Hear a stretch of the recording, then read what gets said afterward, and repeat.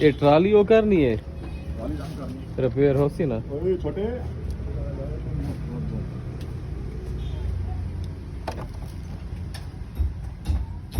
अच्छा ये चलो पेंट हो गया उस्ताद हम जैसे अभी तशरीफ आवरी लाया है ना